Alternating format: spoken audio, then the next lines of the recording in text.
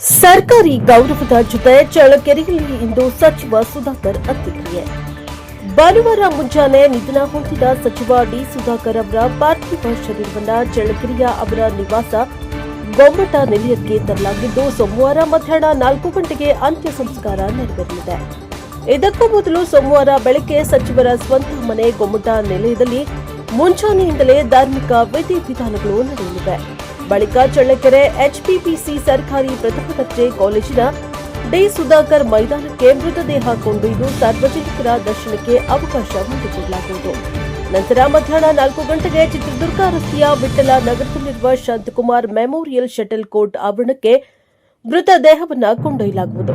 ಬಳಿಕ ಸಕಲ ಸರ್ಕಾರಿ ಗೌರವಗಳೊಂದಿಗೆ ಜೈನ ಧರ್ಮದ ಸಂಪ್ರದಾಯದಂತೆ ಅಂತಿಮ ಸಂಸ್ಕಾರ ನೆರವೇರಲಿದೆ ಎಂದು ಕುಟುಂಬದ ಮೂಲಗಳು ತಿಳಿಸಿವೆ. ಮುಖ್ಯಮಂತ್ರಿ ಸಿದ್ದರಾಮಯ್ಯ, ಉಪಮುಖ್ಯಮಂತ್ರಿ ಡಿಕೆ ಶಿವಕುಮಾರ್, ಎಐಸಿಸಿ ಪ್ರಧಾನ ಕಾರ್ಯದರ್ಶಿ ಹಾಗೂ ಕರ್ನಾಟಕ ಉಸ್ತುವಾರಿ ರಣದೀಪ್ ಸಿಂಗ್ ಸುರ್ಜೇವಾಲಾ ಸೇರಿದಂತೆ ಆಡಳಿತಾರೂಢ ಕಾಂಗ್ರೆಸ್ ಸರ್ಕಾರದ ಶಾಸಕರು, ಮಂತ್ರಿಗಳು, ಮುಖಂಡರು ಅಂತ್ಯ ಸಂಸ್ಕಾರದಲ್ಲಿ ಪಾಲ್ಗೊಳ್ಳಲಿದ್ದಾರೆ. ರಾಜ್ಯ ಯೋಜನಾ ಮತ್ತು ಸಾಂಖ್ಯಿಕ ಖಾತೆ ಹಾಗೂ ಚಿತ್ರದುರ್ಗ ಜಿಲ್ಲಾ ಉಸ್ತುವಾರಿ ಸಚಿವರಾಗಿದ್ದ ಡಿ. ಸುಧಾಕರ್ ನಿಧನಕ್ಕೆ ಎಐಸಿಸಿ ಮುಖಂಡ ರಾಹುಲ್ ಗಾಂಧಿ ಸಂತಾಪ ಸೂಚಿಸಿದ್ದಾರೆ. ಈ ಕುರಿತು ಭಾರತ್ ಜೋಡೋ ಯಾತ್ರೆಯಲ್ಲಿ ತಮ್ಮನ್ನ ಸುಧಾಕರ್ ಅಪ್ಪಿಕೊಂಡಿದ್ದ ಫೋಟೋವನ್ನ ಎಕ್ಸ್ನಲ್ಲಿ ಅವರು ಹಂಚಿಕೊಂಡಿದ್ದಾರೆ. ಸುಧಾಕರ್ ಬಡವರ ಪರ ಇದ್ದವರು. ಇವರ ಅಕಾಲಿಕ ಸಾವು ತಮಗೆ ಅತೀವ ನೋವನ್ನ ತಂದಿದೆ ಎಂದು ತಮ್ಮ ಖಾತೆಯಲ್ಲಿ ಬರೆದುಕೊಂಡಿದ್ದಾರೆ.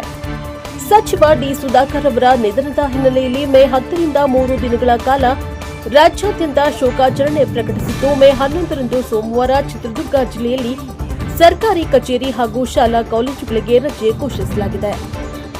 ಯೋಜನೆ ಮತ್ತು ಸಾಂಖ್ಯಿಕ ಇಲಾಖೆಯ ಸಚಿವರು, ಚಿತ್ರದುರ್ಗ ಜಿಲ್ಲಾ ಉಸ್ತುವಾರಿ ಸಚಿವರು ಆಗಿದ್ದ ಸುಧಾಕರ್ ನಿಧನದ ಹಿನ್ನೆಲೆ ಮೇ 11ರಂದು ಸೋಮವಾರ ಚಿತ್ರದುರ್ಗ ಜಿಲ್ಲೆಯ ಸರ್ಕಾರಿ ಕಚೇರಿಗಳಿಗೆ ಮತ್ತು ಎಲ್ಲಾ ಶಾಲಾ ಕಾಲೇಜುಗಳಿಗೆ ಅನುದಾನ ಪಡೆಯುವ ಎಲ್ಲಾ ವಿದ್ಯಾಸಂಸ್ಥೆಗಳನ್ನು ಸೇರಿ ಹಾಗೂ ಸರ್ಕಾರಿ ಸ್ವಾಮ್ಯದ ಅಂಗಸಂಸ್ಥೆಗಳಿಗೆ ಸಾರ್ವಜನಿಕ ರಜೆಯನ್ನ ಘೋಷಣೆ ಮಾಡಲಾಗಿದೆ.